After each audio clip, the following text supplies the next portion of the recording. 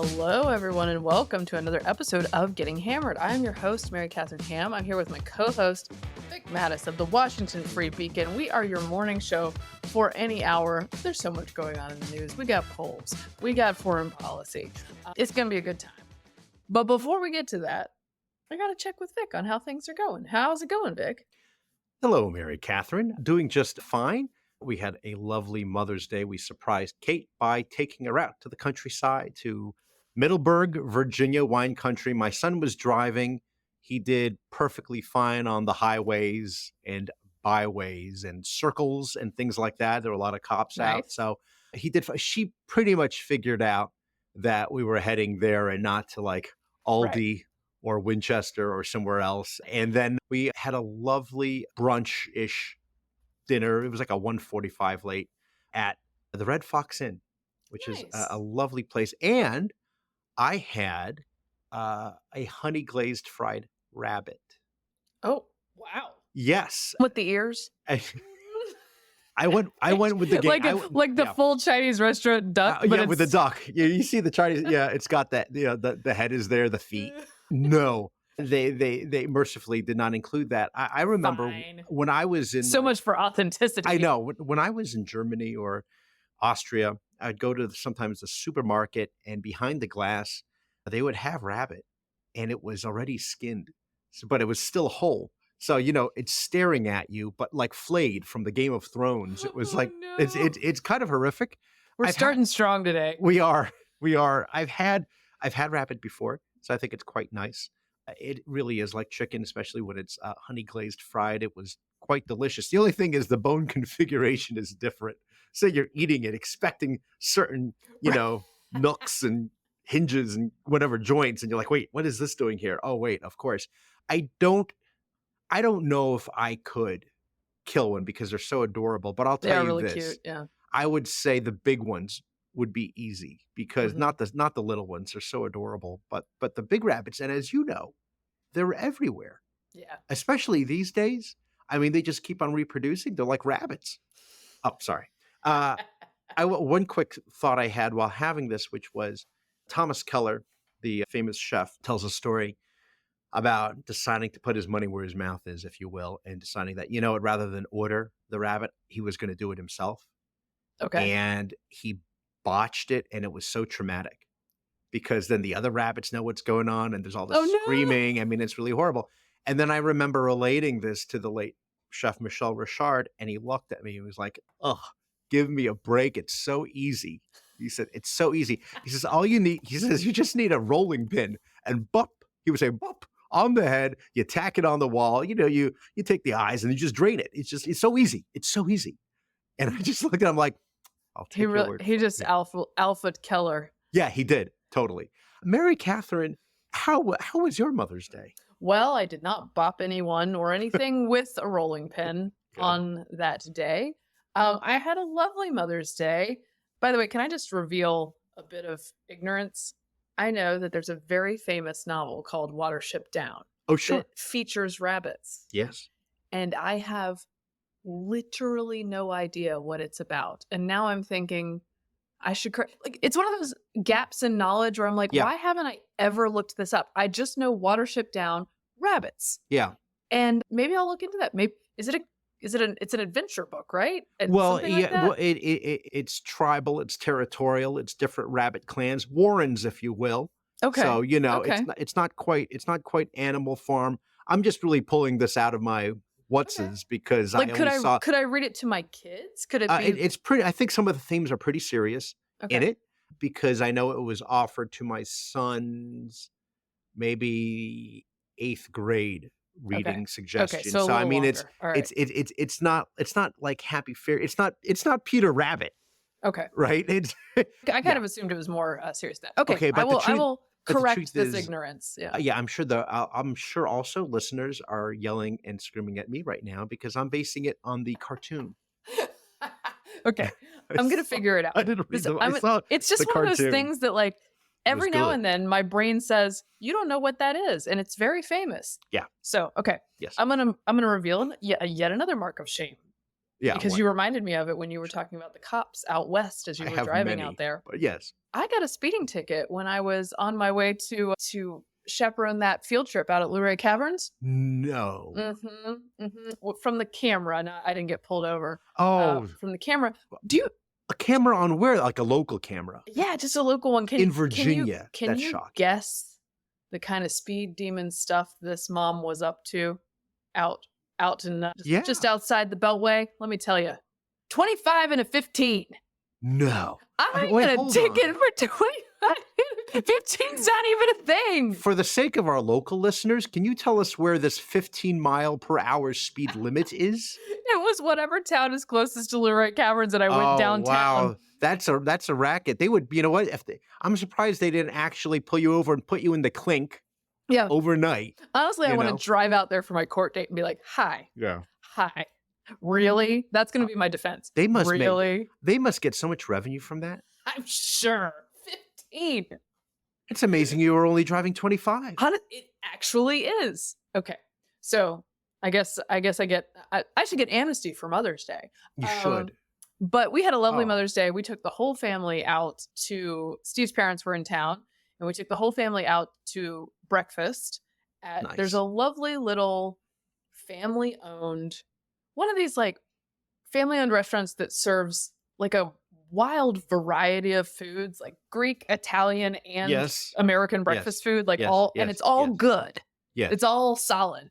And it's very family friendly. And we've been going there for years. Is it like So a this is diner? always no, it's just like a sit-down restaurant in a strip Oh. mall. It's like Oh, okay. yeah. And so we go for breakfast. We discovered years ago that their breakfast and brunch is fantastic. Oh, yeah, I bet. And because it's like more of a hmm small, not chain, Mm. not so bougie place, the lines are less aggressive Yes. there. But we did want to get in ahead of time because it's Mother's Day weekend. So we went at opening. And you know, Steve, he was there 7 to 10 minutes before opening so Yeah, that we could walk good. straight in. No Um, nonsense. I like it. Yeah. So we walk straight in, and the beauty of being there at opening also is that like mostly there's nobody there at this point, and we No. have two toddlers. Two toddlers. Yes.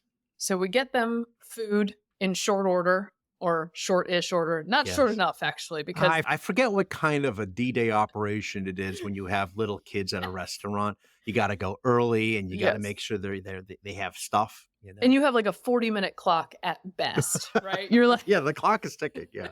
so Oh man. we had now the toddler, the baby was fine. He sat in his little strapped in high chair, and then he's trapped, and we just give him toast. Just throw toast at the baby. Yes. And then the toddler is seated in a booster seat on a big girl seat because she didn't want to be entrapped. Yeah. And- Some kids don't like that. Right. But that becomes a problem because then she can get out. And Roaming. you know what? It was fine. There was nobody there. As I've said, the toddlers are in training for restaurants. Okay. They are not trained yet. No, this is why you take them to these kind of places. And you take them nice and early. So we weren't bothering anybody else, but she Perfect. It's great practice. kicked off her shoes under the table, Uh-huh. which is fine if you're remaining sitting at the table. Yeah. Refused to put them back on, and then proceeded to do laps around the table running Barefoot. running barefoot. It's like the running alone would have been okay. Yeah. And the barefoot alone would have been Yeah. okay. But when you combine them, it has a very feral vibe. Now Speaking of rabbits. yeah, exactly. Now she was smiling and giggling throughout. Mhm. So it's better than tantrum running barefoot, Yeah, sure. right? And Sure. honestly, I gotta say, many people seemed charmed for this brief interlude. We did talk her back into the chair, and then the food arrived, and we could Right. keep her. Satisfied with did, that. did it gross you out the thought that she was running around barefoot on the restaurant with the restaurant floor? Oh no, it takes much more than that I mean, to gross me out. because, I mean, one of the things I always remember with the kids are small to a certain extent still is you leave the restaurant and you just look at the floor around your table Mhm. and it's like a disaster zone. There's It there's is. food, there's all sorts of food all over the place. and It's you're tough. stepping on it. This is a thing when I was a single mom and I'd be out with two Yeah. kids. I nonetheless, to me, making an attempt to clean up under your table is like putting the grocery cart back where it belongs. Like, it's just like a thing that I need to do. Yes, you got to go Even down if I there. don't do it thoroughly, I need to Mhm. show the wait staff that like we care Oh, about that's this good. mess we made. Yeah. Okay. So I do feel sort of Yeah, that would drive compelled me to do a nuts. little bit of that. Mm. But yeah, so we didn't do too bad on the mess for this one. We just had the feral child who Good. we did eventually get under control. Anyway, it was a No, it's lovely great day. practice, and I'm going to assume if the place serves American, Italian, and Greek, that the owners are Greek, I think they are. masters of the diner. It's like Italian, Greek, great American breakfast food, and then like Spanish language radio. So I don't know. Oh, well, you know, I'm still my money's still on ownership. Greek ownership is what I'm going to say. The Metro 29 in here in Arlington has been here forever, and we love that place, and that is also Greek ownership. It's fantastic. Anyway, so we did that, and now Steve is off on a work trip this week, which means I get to get into all sorts of adventures that he doesn't like to be a party to. Oh, maybe I think I'm planning to like do the thing where I buy a bunch of plants that I kill within a month. Oh, sure, it's that time of year. Right. And the thing about this week while he's gone is that I can buy those plants in preparation to kill them without him making fun of me for buying them. So I just skipped that part of the process. Okay, yeah. I'm also thinking about delegating this to the older girls who I think can handle it. Oh, I should give an update. The babies did say sassy for sassy. Hey, Yes. how about that? I've actually been trying to get like a little audio of them doing it so we can play it. So we'll see if I have that. Were you able to point out like who is that? And then the baby says sassy. Oh yeah. Wow. They nailed it. She must have loved that. Yes, she was a big fan. She was a big fan of that. Wonderful. So yeah, I'm undertaking all sorts of adventures this week. I did have a thought, and by the way, this is the opposite of touching grass. I'm going to try gardening, which I always fail at. I don't even but I was try. like, maybe I'll find a way to do like native plants, which makes it easier because they're used to growing here in Northern Virginia, right? That's right. A thing that people do. The brutal clay soil of there's a lazy gardening tactic where you just use things that are native. Like maybe I should just grow dandelions and then I'd be like really good at it. That's such a popular plant. But I was like, I don't want to do all this research. Oakweed. So you know what I didn't want to do the research on it. So you know what I'm doing? I AI'd it. I chat GPT'd it. I was like, wow. Hey, I'm a bad gardener. Chat GPT. I do not have a green thumb. I would like to grow some things in Northern Virginia that I could plant right now to give me a little bit of fun during the summer and possibly not kill. And chat GPT is serving me up some options. So really? Like what? Clover. Virginia bluebells, which are actually very pretty. Oh, okay. But we'll see what I can do. You know what also is around here? Lilies of the Valley, which is not just a Breaking Bad reference, but it really is. We have it in our backyard sometimes. I like that. Yeah. All right. Anyway, we'll see what comes of it. We'll see if these girls can hold it together. I think they're up to it. I think they are too, actually, much more than I. Okay. Should we get into the news? Let's do it.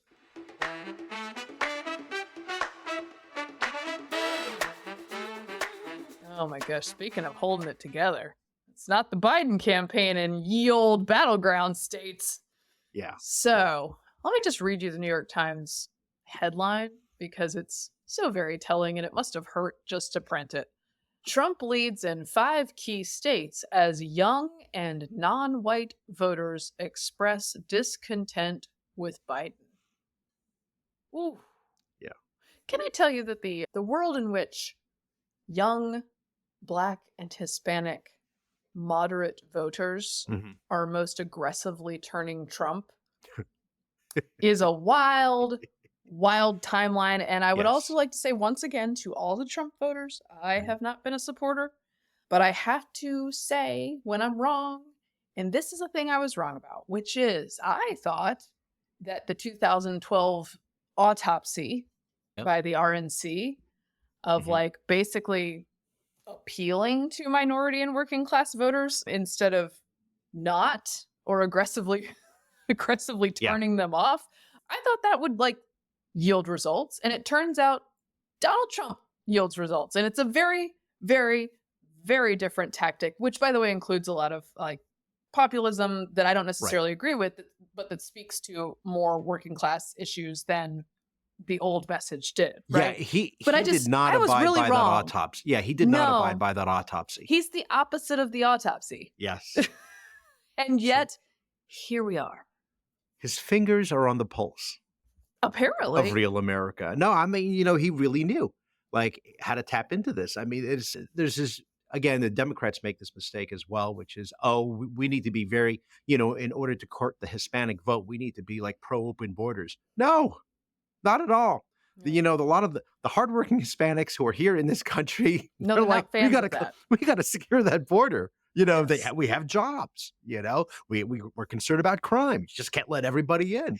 Yeah. So go ahead. You were going to talk about the numbers. Well, this here. is the New York Times. I'll just read a little bit from it because what's driving this is he's leading in 5 crucial battleground states. A new set of polls shows as a yearning for change and discontent over the economy and the war in Gaza among young Black and Hispanic voters threaten to unravel the president's Democratic coalition. Some 70% of those polled want like major to like complete overhaul change. I mean, It is not, these numbers are big, big. And if this is a change election, it's very hard to be an incumbent. Yeah. Running for president Yeah. in a change election, particularly when the demands for change are this powerful. And those young Hispanic and Black voters who identify as moderate, not liberal, and see themselves as not particularly ideological, those are the ones who are saying, I want change. And Trump is the one that I think can deliver it. Because despite the fact that he's been president and now he is the establishment of the GOP, I mean, that is undeniable. Right. He does still have an outsider brand. He has a pitch that is, I'm not for the status quo. Right. Now, I would quibble with how much he's capable of changing the status quo and how much we saw whether he could stand up to like a Fauci, for instance, in the establishment. But like undeniably, this is his brand and the pitch to some extent is working. That's right. And by comparison to Joe Biden, he represents the law and order. He is the law and order candidate. Yes, that too. So he is Nixon 68. And you're going to see a repeat of obviously Chicago 68. We're going to have Chicago 24 coming up, and there's going to be some crazy demonstrations going on. And Trump's going to say, you want more of this? You want 4 more years of the burning of the American flag and the Israeli flag and death to America and all these things? That's your choice. Or we can have law and order. And as you were saying, people who want this very sort of dramatic change. So by the way, can I note one Please. thing that really stands out is that Nevada, which is the most diverse, most non-white, and most young of the states in this battleground collection, he leads by the most. He leads by double digits there. Right. And again, we're not talking about a Rasmussen or a Zogby poll or whatever. This is New York Times. This is New York Times, Siena, and Philadelphia Inquirer in some instances. So he leads in, I think, 5 out of 6 or 6 out of 7 battlegrounds. Now, some of those states switch when you go from registered voters to likely voters. For example, Trump is down in Wisconsin among registered voters and takes the lead in Michigan, but it's vice versa among likely voters. Nevertheless, Trump has basically secured the Sun Belt, right? And you were just talking about this. Arizona, Georgia, Nevada, right? Forget about North Carolina, too. I'm just going to throw that in there, which means that Joe Biden is going to have to run the tables and win Wisconsin, Michigan, and Pennsylvania. And by the way, all 6 of these he won in 2020. Yeah, that's right. So just to level set where we are. No, and you mentioned these demographic problems. 18 to 29-year-olds basically tied, or Hispanics basically tied. And then the Black vote, of course, which is now 20%, 1 out of 5 say. I mean, I don't know who actually, which of us is going to come out and vote, but at least they're saying that. And among the Black vote, that is the largest share for Republicans since before 1964. Yeah. That's huge. And I think all of this is sort of a response to the shorthand that I was saying the other day is like, I'm not sure Trump deserves to win, but Biden deserves to lose. Sure. Right? Yeah. I think we said that. You said that last week. Yeah, definitely. And like a lot of this is a response to, despite the fact that Biden is like the successor to the Obama change banner, he's the change you did not want to see, it turns out. And people thought he would be much more of a steady status quo, Yeah. normalcy guy. And it turns out, nope. I keep on thinking about what the Biden campaign has to do, right, Yeah, to win. It's going to be a close. If they win, it's going to be close. yes. And I thought, well, two states, Pennsylvania and Michigan. What are they doing? In Pennsylvania, of course, I mean, he won it. It was key in the last election for him. And what are they doing now in Pennsylvania? You know, he just had that big rally where he brought the entire Kennedy clan to endorse him. You know, as a giving, you know, basically giving the finger to RFK. And of course, I'm like, we know, as a, you know, Pennsylvanians have such an affinity for the Kennedys. Yes. I'm so glad they were there for that. Working class Pennsylvanians, especially. Yes. Really working class Pennsylvanians. Yeah. So I don't know what that's about.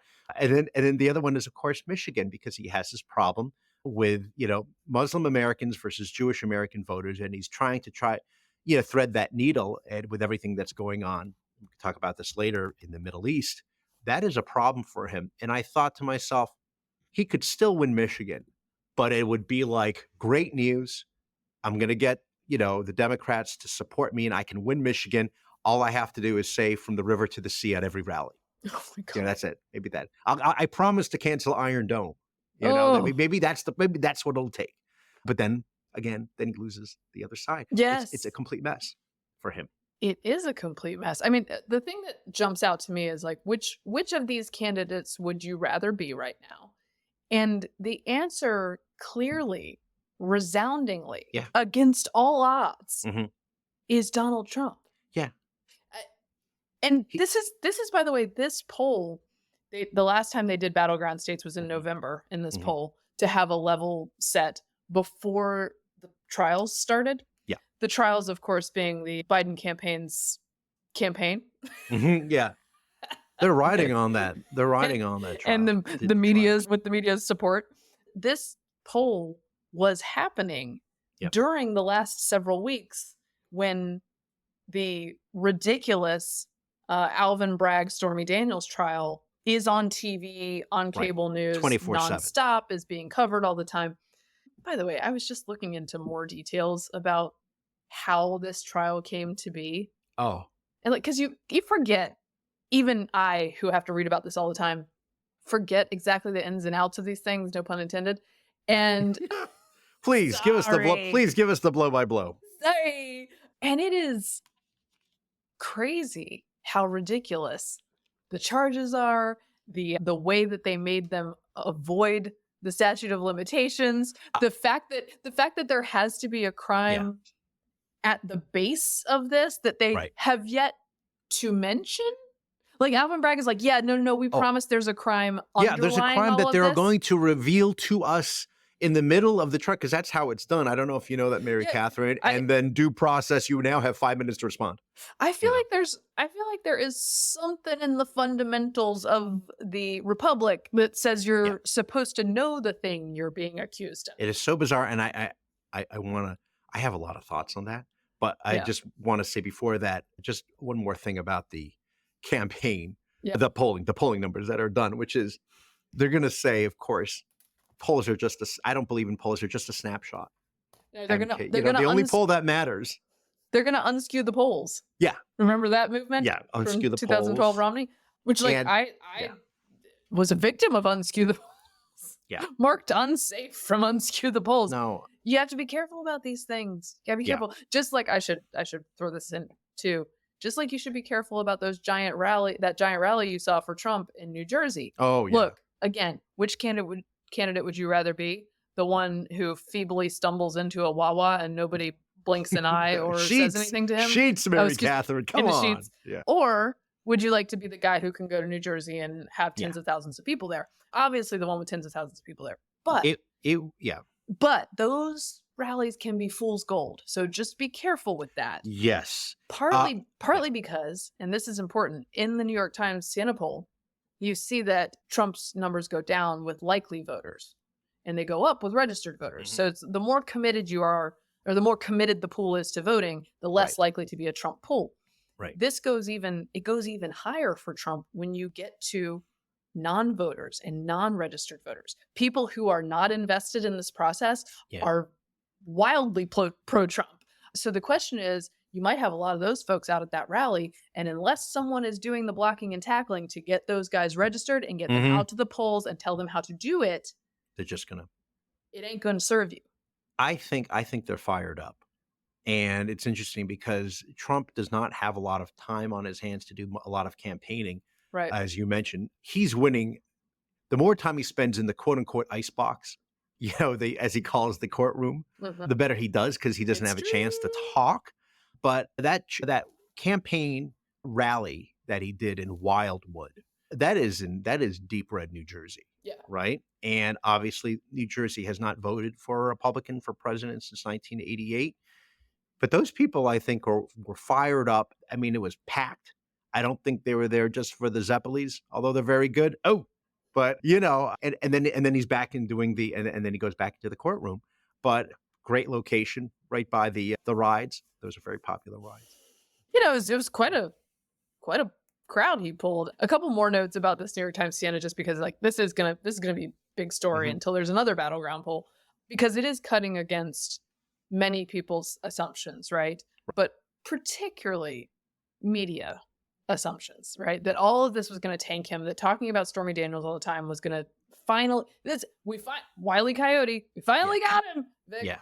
And look, his behavior was very bad, but it's like, it's not a crime. The head of the FEC didn't go after it. The Southern District of New York didn't go after it. I believe Alvin Bragg's predecessor didn't even go after it, right? Like they have just they did not. Took a while to come up with this creative solution. Right. But anyway, I'm listening to the New York Times Daily podcast, The Daily, about these polls. Yeah.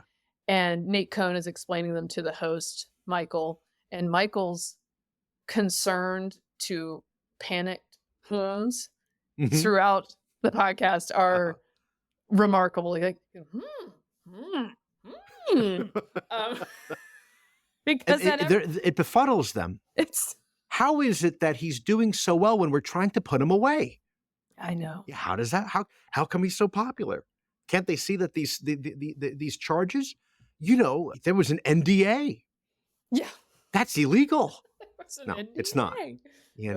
Nope. Or by the way, just a thing that apologies. Look, there's a lot going on. There are a lot of trials. Yeah. I had heard, but had not yet looked up the fact that the number 3 at Biden's DOJ went to take a job at this local prosecutor's office to basically do this trial.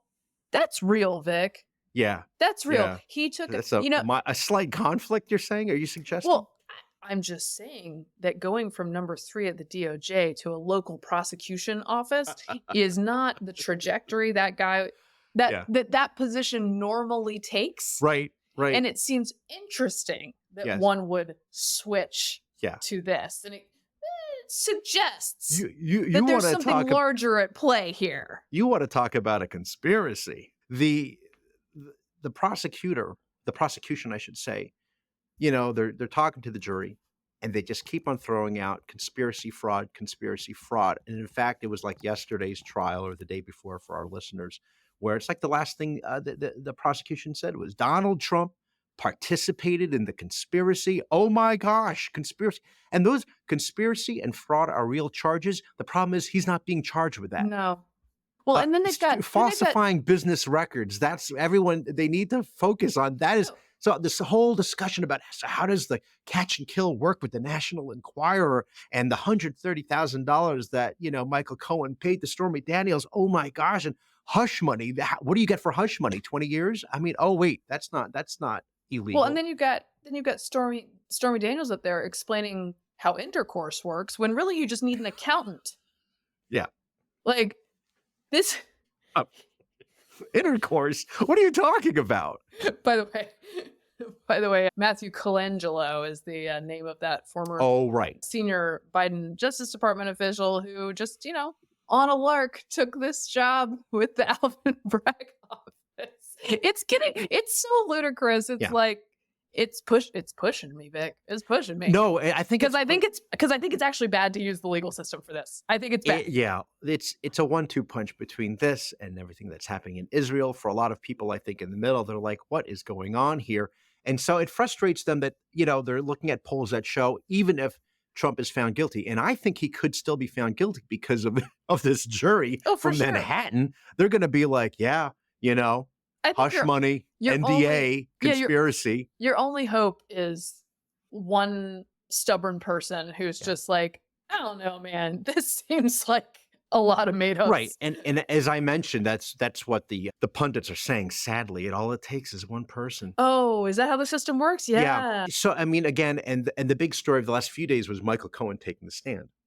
Trustworthy. Yes. So Public this is, servant, again, Michael Cohen. a convicted felon, and I was reading the New York Times, and they were assuring us that he was quite serious. He's not the maniac that he was made out to be. He was very serious.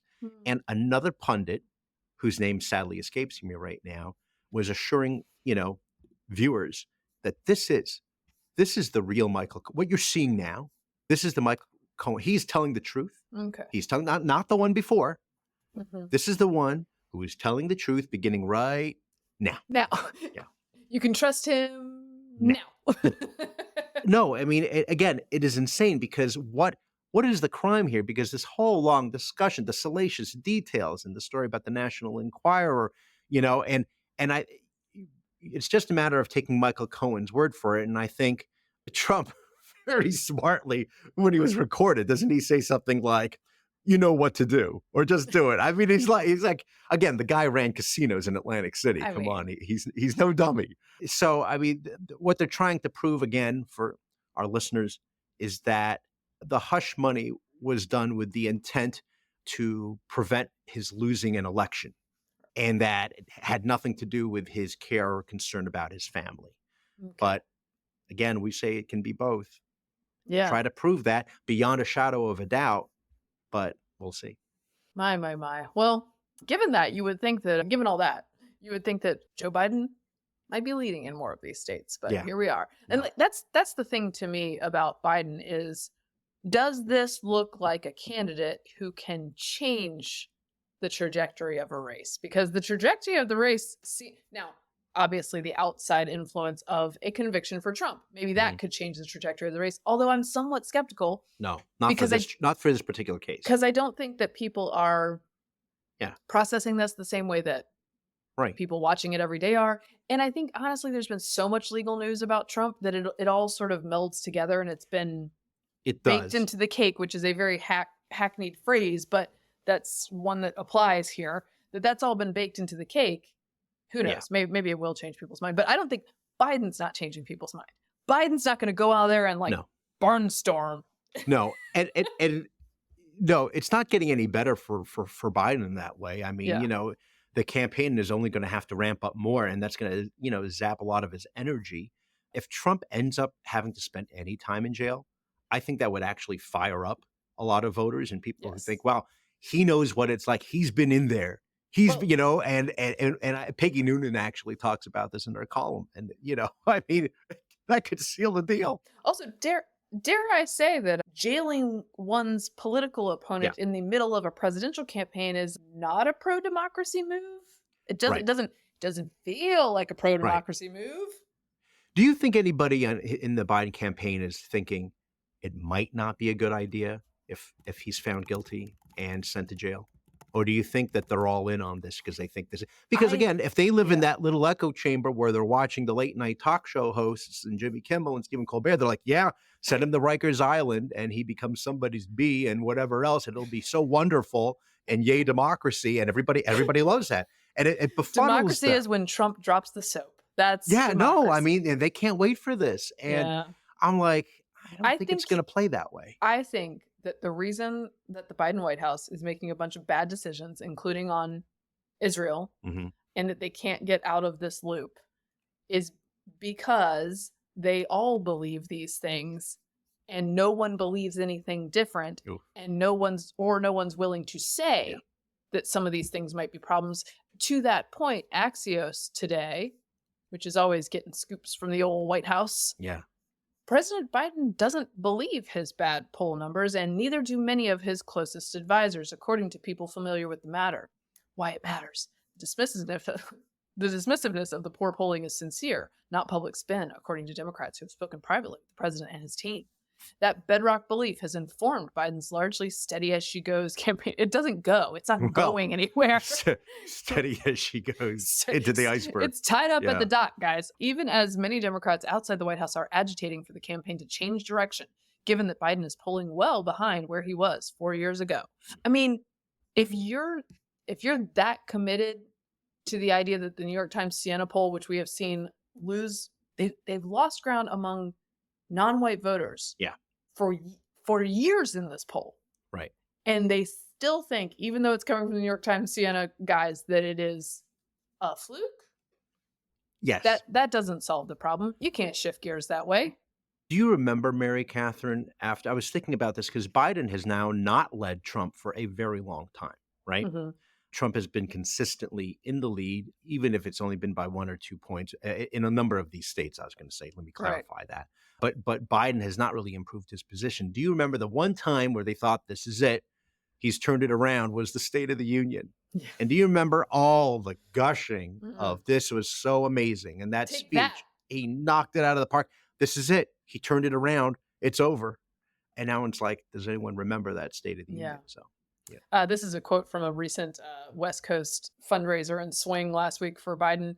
While the press doesn't write about it, the momentum is clearly in our favor, with the polls moving towards us and away from Trump. I don't think that is true.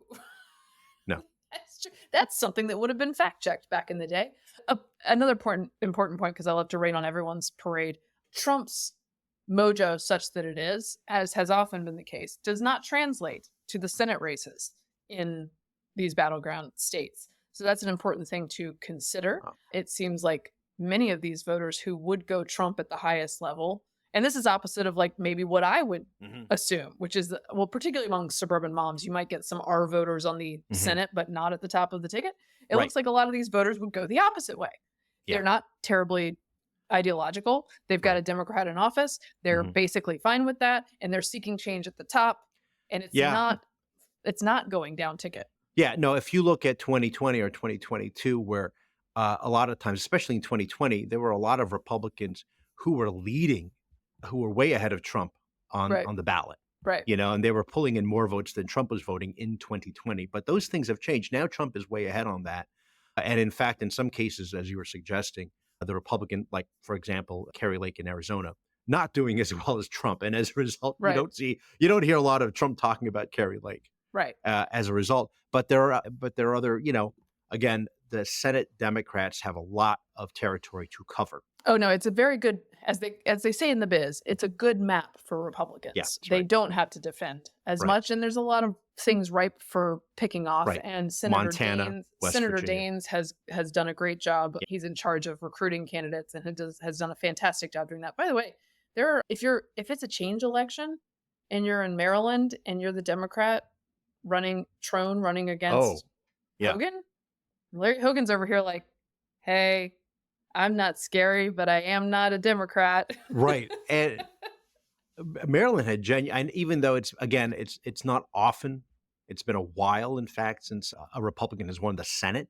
Yeah. People love Larry Hogan. They like Larry Hogan. Yeah. The listeners to the show will already know by now who won the Democratic primary for that Senate seat, because it was between David Trone, the magnate, the liquor magnate of Total Wine. Total Wine, yeah. Which is a multi-billion-dollar operation, versus Angela Also Brooks. Right. And he's the likely nominee. He is. There was a very interesting Emerson College. You. Yes, there was an Emerson College poll that just came out, which had him down or up by only a point. Interesting. But we'll see. You'll know more than us, but I'm telling you, he spent over $60 million for this Democratic primary race. Oh, goodness. That's a lot. All right. Okay. Well, that's a lot of 2024 talk, but I feel like it needs to be done, particularly in the wake of this. And man, if you listen to that only after us, you can go listen to the Daily and hear the panicked of the New York Times soul over there. Let's talk a little bit about Israel. There's a couple news stories breaking about the continued betrayal thereof by the Biden administration. This report really got me. Did you see this one? The Biden administration will share key intelligence with Israel about the whereabouts of Hamas's leadership in Gaza if Israel agrees not to go ahead with its military operation in Rafah, according to the Washington Post. Quote, Biden administration, working urgently to stave off a full-scale Israeli invasion of Rafah, is offering Israel valuable assistance if it holds back, including sensitive intelligence to help Israeli military pinpoint the location of Hamas leaders and find the group's hidden tunnels, according to 4 people familiar with the U.S. offers. This is JNS reporting off of the Washington Post reporting. Sure. Well, that's disgraceful, reprehensible. What are one of the other? I should have done the thesaurus before I got on here. Oh no, on that particular story, the Biden administration is working on the assumption that Israel is about to unleash the bombing of Dresden, or the Tokyo fire bombings, and Israel is doing everything it can already to move the civilian population out of Rafah and into their humanitarian zone, right? That's the first thing. Right. The second thing is this conditional way that the Biden administration is saying, we'll tell you where they are, but you must promise not to, hurt other civilians with your dumb bombs because we didn't give you the precision guided, bombs, right. The JDAMs, which we have held back, thousands of those bombs we are not giving to you. So you're going to have to go in the hard way. This is no way to run a foreign policy. No, so question. Look, maybe it's BS. Who knows what we have in intelligence? I am not briefed on this. I'm not in a skiff. I don't have a clearance. But it seems problematic that if we have said intelligence, we haven't already given it to them. Yeah. Like, what kind of warped thinking is this? Because you know what saves civilians? You know what saves civilians? Detailed information about where Hamas leaders are. I really would love to think and give them the benefit of the doubt that we are still cooperating behind the scenes and helping them in different secret ways. But at this point with this administration, I'm not so sure. Also, with a story like this is not helping Biden win over again the votes that he needs from, in Michigan, for example. Well, I think they're overestimating how large that chunk is. That chunk is real. Right? That chunk is real. That is pro-Palestinian, anti-Israel, doesn't like his support for Israel. That chunk is real, but it's not huge. Right. And how it's distributed over the battleground states is like a question. Right. Speaking of civilian casualties, you don't see this fanfare like you see the original numbers, but in a dramatic shift, the United Nations Office of the Coordination of Humanitarian Affairs has revised its data pertaining to the number of Palestinian casualties in the 7-month-old Gaza war, reducing almost by half the number of women and children it previously said were killed in the hostilities between Israel and the Iranian-backed terror group Hamas, according to an infographic published in its daily report, this agency, on May 6th. The number of women killed in the fighting was said to be 9,500, while the organization, which admits to relying on figures from Hamas, claimed that 14,500 children have been killed since the war began on October 7th. 2 days later, it was down to some 5,000 women and 7,000 children. The point being, you can't trust the Gaza ministry. No.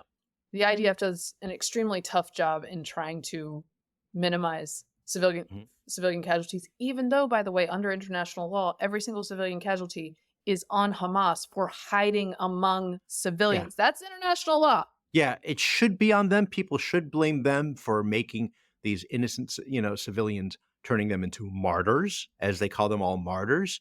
But no, it's on the country that was attacked on October 7th. But yeah, cut in half and cut in half quietly by the UN, right? They didn't. Yeah, there was no big press conference about like, oh, by the way, we doubled the number of casualties. Right.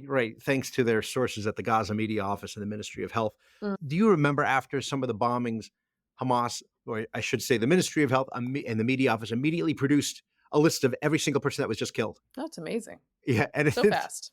And they, and half the people, they take that list. They don't read Arabic, and they're like, "Yep, here it is. Here's the proof." What is that? And lest we forget, Israel, which has, I would argue, a more sophisticated method of collecting said data, took months and months and months, and to this day is finding remains of October 7th victims in other people's graves because they were unidentifiable or because parts of them were so minuscule that they were unable to identify them until later. But somehow in Gaza, got those results right away. No, and those numbers, by the way, people took those numbers and ran with it, including the president. And they're talking about just the 30,000 number and all these different things. Go ahead. That's all I was going to say. And we'll remember Biden at one point said, you can't trust the Gaza Ministry of Health, which is true. And then I guess he's since Still joined rattles off the he's since numbers. joined the Gaza Ministry of Health. He's actually he's working for them now. I'm kidding, but it's not great. I had a question for you, Mary. Yeah. Does it change anything? All the people who are yelling about genocide and student protesters, the UN, the United Nations. So this is not Israel. It does come from a source that they all trust. They normally do, talking about how the numbers are basically half. And this is the same United Nations that confirmed the awful, terrible rapes that happened at the Nova concert, or that the hospital parking lot was, a rocket, not from them, not from Israel. Does that change anything? I mean, look, I think a lot of those people are so far gone. It's like when Europe opened schools and liberals couldn't admit that opening schools might be possible. It's like this is a tribal belief that you must have. And like, look, it doesn't mean that we should celebrate, right? Nobody wants these civilian casualties. Well, except for Hamas. Hamas wants these civilian casualties. But facts matter, should matter. The press, particularly in this country, should, toss out a few mea culpas maybe for printing the press releases from the Gaza Ministry of Health. By the way, I also want to note, and thank you to Joel Gerke for writing in the Washington Examiner. He did a little profile bit on each of the Americans still in Gaza. So I just want to read their names, and this is my bad for not having tracked this down earlier. The president never mentions these hostages, which is crazy to me. So I'm going to do it right now. Keith Siegel, 65. He set out for Israel in 1980, lived on a kibbutz. He was I believe a veteran of the U.S. Navy. We have, or maybe it was his father was a veteran of the U.S. Navy. We have, I don't know how you say his name, Segui Dekelchin, 35. He has a wife and 3 daughters. He has a connection to Connecticut. These are all American Israeli citizens. I believe one of his daughters was born after he was taken captive. So he's met 2 of his daughters and not the 3rd. Omer Nutra, 22 years old. He lived in New York. His parents lived in New York during 2001. He graduated from high school, immediately went to Israel after a career in high school volleyball and basketball, and said to be a fun guy, but a guy who's serious about the threats against Israel, which is why he served in the IDF. Edan Alexander, 20. He's born in Tel Aviv and raised in New Jersey, the oldest of 3 siblings who went to public schools there and then served in the IDF, as well as all Israeli citizens do. Hirsch Goldberg, Poland, who you probably have heard of, 23. And that's thanks to his mother, Rachel, who has gone on a world tour, making sure that people do not forget about Hirsch. Hirsch, notably, is the one you've seen in videos who had part of his arm blown off during the initial attack. He has been seen in a hostage video, again, another violation of international law, in case anybody cares. He's been seen in a hostage video just recently, last week. And we hope that means he is still alive, and his parents hope that. But they have been on a 24/7 campaign since October 7th to remind people that folks are still in Gaza. And of course, there are political differences about how to deal with having hostages in Rafah while you're trying to mount an offensive in Rafah. There's no easy answers here. But we should not lose track of the fact that there remain 5 Americans in Gaza, and we hear nothing about it. Including from many parts of the media. The good news, Mary Catherine, is I understand there is a proposal that is floating around that may possibly broker a peace deal in which the areas of Gaza would be controlled by a sort of a coalition of Hamas and Palestinian Authority. Well, they're both very trustworthy. That would be, would see. I don't know why they don't agree to that. You and I said at the very beginning of this, from the outset, there is a question of what to do the day after you rid Gaza of Hamas. Because there are still adherents to the ideology. There are still people who would be willing to be the next gen of Hamas fighters. There's probably some infrastructure left over, although they'll do their best to take out a lot of these tunnels. And there will be international aid money flowing in like crazy. And they can just take that, build new infrastructure, flow right back up to the border. And with a ragtag group of those who are just like really committed to Jew killing, they can pull off some really terrible stuff. as we saw even on October 7th. and even the aid that's coming in now, Hamas is getting that aid. I know, there's So, video of them shooting yeah, Palestinian civilians who were yeah, trying to get to the trucks. right. What you need was you need a massive sort of version of what happened after the Allies entered Germany, which is radical denazification, right? Yes. And you think about the textbooks that the UN has been funding that, from the get-go, as when you were a very small kid Yeah. being told that Israel obviously does not have a right to exist, No, it's the opposite of and that they're denazification. vermin, that they should be destroyed, and Right. and it then goes on to the understanding that the hostages that you mentioned, Mary Catherine, there are a lot of people who are protesting against Israel who would say they don't count because they're settlers, right? A, they're no longer American because they chose to live in Israel, and B, they're in these kibbutzes. It doesn't belong to them. And so there are no civilians. Settlers are not men, women, elderly, It's children. They crazy. do not care. So it's all fair game. And you have a lot of people who say that It's crazy. within that segment. Yeah, speaking of that segment, can we do a little bit of Campus Crazy? Oh, yeah. At Columbia, Oh. a real promising young woman who identifies as a queer identifying female is how she's noted in the tweet I saw. She walks across stage to get her Columbia diploma. I guess they're doing the smaller commencements, but they're not doing the small ones. the big Yeah, one. yeah. And she seems to have her hands tied together in Yes. some manner. Oh, And they then- were tied. No, or that like explains they were the like clumsiness. they seemed manacled in some way. Yes. Oh, I see. Fake manacles. Right. Was this a like a Mhm. statement of some kind? Mhm. Anyway, she gets her diploma and then with her manacled hands sort of awkwardly rips the diploma, but not really. Really. It's like if I took a brand new pickle jar out on stage and was like, watch my feat of strength. I'm going to open this pickle jar. And then I had to call Vic on and be like, Vic, can you loosen this for me? Because I I'll just do it right can't do it.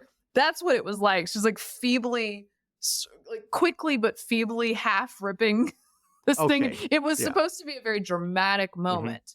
And I gotta say, like Sinead O'Connor ripping the picture Yes, of Pope John Paul II. exactly. Pretty shocking. And you here's know? the thing is you got to do your homework on this. And this is a comment on Columbia as an institution that this is what this student is most dedicated to, right? Yeah. The trashing of this diploma and this elite university she was part of for 4 years and gave a lot of money to.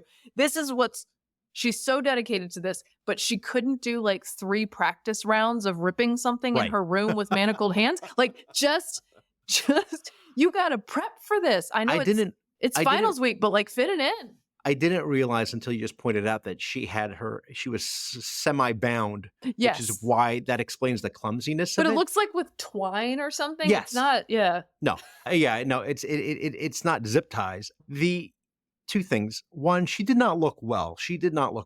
And also when she tears that diploma, I just think somebody paid $350,000 for that. Or maybe she's just hoping she doesn't have to pay back the loans. But, Do you think she Googled before she went out there, like, can I get a replacement diploma? she think that's what she was doing. She's going to Sophia on. She's going to email them and be like, No. I misplaced my diploma. She doesn't look well. And it's very funny because there's a student behind her and she doesn't realize it because she's focused on getting her diploma. It's her big day. She gets the diploma and then she sees the girl in front of her do this thing and her jaw drops. Oh, there is a bless clip. her. There is a clip of Trump. He did this bit. It's like 18 seconds long. Has anyone ever noticed that there's just no happiness on the left? They're not happy. They're not happy people. And for good reason. Thank you very much. That's all. And that's all he had to say. But he was right that these people are miserable. And do you really identify with these people? Because, man, it's depressing. Yeah. It's not good. By the way, I'm going to find this other Trump clip, which I believe is from his New Jersey rally. Oh, sure. Where he very quickly, in less than a minute, makes clear what a lot of Americans feel about the turn of the Biden administration on Israel policy and foreign policy. Yeah. Crooked Joe has not just set our economy on fire, he has truly set the world on fire. If you want to know how a weak and pathetic president really is, I mean, the things they do, just think about this. This week he announced that he will withhold shipping weapons to Israel as they fight to eradicate Hamas terrorists in Gaza. No, it was shocking to hear it. Even while there are still American hostages being held by Hamas, and they're saying, oh, October 7th never happened. You know, they say that. And Biden has fallen for it. Crooked Joe's action is one of the worst betrayals of an American ally in the history of our country. I support Israel's right to win its war on terror. Is that okay? That and Hannibal Lecter. Sorry. Oh, He loves that movie. hold on. One more Yeah. thing. Oh, wait, hold on. And I also have something as well. Okay, this is related to campus craziness, and the campus craziness, it's important to note, is abetted by the just utterly cowardly nature of these administrators who cannot figure out what their own policies are, how they should enforce their own policies. It's bad. It's bad for normie students who just want to do what they're supposed to do at college. Right. Related to that, a Democratic source, plugged-in Democratic source, tells the Jewish Insider, Josh Krushour reporting, do you remember when Jamie Raskin, Yes. Maryland congressman, was shouted down at the University of Maryland? And we talked about it at the time because the head of the University of Maryland was like, this is just free speech in action. Okay? All right. Jamie Raskin, the only Jewish member of the delegation, I believe, from Maryland, he voted against Israel funding. Yep. And there's a source that says the reason he did that is because his shouting down at the hands of those students affected him. His quote, his vote against funding for Israel aid placed him in the minority of his party. The state's only Jewish member of his House delegation has, hold on. I found the wrong quote. My bad. Just cut that out, Jennifer. At any rate, the being heckled was what made the difference. Yes, that's right. That's it's so unpleasant that I'm just not going to support Israel's right to destroy Hamas. A lifelong position of his to be supportive of Israel. You're seeing more and more clips of a lot of Democrats, but in particular Biden, contradicting himself on his position with Israel and Hamas and Hezbollah. What else is new? Sadly, I did want to give, by the way, my own piece of advice. This will lead us up to a nice thing here. Yes. But my own piece of advice actually to high schoolers thinking about applying to college. My advice to the prospective college students is to find out ahead of time what the school invests in. And if they invest in things you don't like, then maybe not go there. And give them all your money, by the way? Yes, and give them all your investing. money. I have a question. Do you have a study abroad program in Tel Aviv? Yes, I'll see you later. Does your dining hall serve Sabra hummus? I can't go there. Do you think Israel has a right to exist? You do. Oh, forget that. Mark it off Just my list. Save yourself a lot of pain, heartache, and literally shaking because you're starving yourself in the quad, and just don't apply that. University of Rafah at Tehran, it is. Yes. Okay. Okay. Briefly, I just want to give you guys an update on the Princeton hunger strike. Oh yes. Where it turns out that those guys did a hunger strike for 7 days, and then because they were very mad that the university wasn't caving to their demands, even though they were getting very hungry, and they weren't giving them food. But then what they did is they didn't say that they were done with their hunger strike. No. What they did is they passed the baton to 7 new strikers. So they went out to Chipotle, passed the baton to 7 new strikers who will go for a while, and then presumably. They say it's an old tradition of rotary fasting. That's not a thing, guys. This isn't a thing.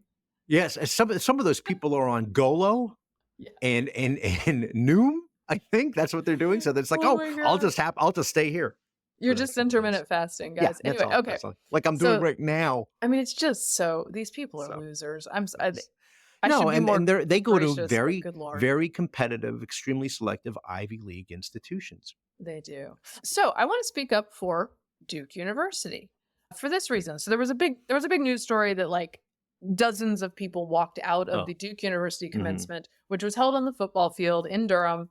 Jerry Seinfeld was the speaker. Jerry Seinfeld has come under fire from pro-Hamas and pro-Palestinian elements for GASP being Jewish, for GASP going to Israel, for GASP meeting with hostage families, all those sort of crazy things.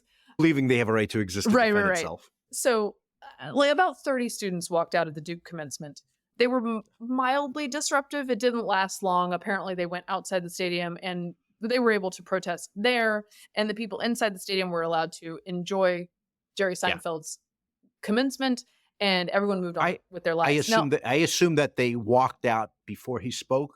I think it was as he was Okay. being announced. Because Yes. I watched it and it seemed nice and sort of a fluid speech that he didn't seem to. I No, didn't get the it sense he wasn't was interrupted. during, it was Great. before. So they Okay. were out of there. And like honestly, maybe they are like a little brave to put themselves in the way of being heckled right back by one of the greatest comedians of all time. Like I'm not sure I'd put myself in that position. But just to commend Duke, because even though this was a huge news story that these people walked out, what Duke did is that they had a commencement. That's what Columbia Yeah. should have done. That's what USC should do. All these places that have declined, Duke did the right thing, and the rest of those people there, some 7,000 or so, got to enjoy this occasion, and they got to all cheer. But by the way, the walking out ones were booed, which is also free speech. Oh, good. So we had a nice exchange of free speech there. Yeah. And then Jerry Seinfeld, we can just close with his wisdom probably, because there are a couple clips of him talking about Oh, a surprising defense of privilege, Yeah. which I enjoyed. oh, fantastic. And then he goes straight at sort of the woke ideology, and not so much the woke part of it as the we want to make a more just world and not offend anyone ever. Is And the thing I not love about this is possible, that yeah. he says like slightly awkward humor actually that makes people uncomfortable is not a problem you need to solve. Just Yeah. take that one off your plate, Scott. Privilege is a word that has taken quite a beating lately. Privilege today seems to be the worst thing you can have. I would like to take a moment to defend it. Again, a lot of you are thinking, I can't believe they invited this guy. Too late. I say, use your privilege. I grew up a Jewish boy from New York. That is a privilege if you want to be a comedian. Thanks. If I messed up a funny story around my relatives, they would go, that's not how you tell that joke. The prostitute has to be behind the drapes when the wife comes in. You went to Duke. That is an unbelievable privilege. I now have an honorary doctorate of humane letters degree from Duke University. And if I can figure out a way to use that, I will. I haven't figured anything out yet. I think it's pretty much as useful in real life as this outfit I'm wearing. But so what? I'll take it. My point is we're embarrassed about things we should be proud of and proud of things we should be embarrassed about. No, and again, these people who are on the other side who get so offended by this, by jokes that they don't like or they think are, offensive, they usually generally seem to be miserable people. I mean, they're I thought there was one of them sitting right behind him in the video. She didn't seem to crack a smile once. She was in the sunglasses. I could Gosh. be wrong. Maybe she was tired, but I'm like, this is great. Do these kids know how lucky they are that your commencement speakers? I mean, I know they were born after the show, I mean, which it's is weird. It's a good get. I hope they, do they watch the show in syndication? Because and you saw, and we discussed this before, Mary Catherine, pushback about where Jerry Seinfeld gets interviewed and said, "Is it a problem that the main characters are all white?" And he's like, Like, shut "Really? up. That's really?"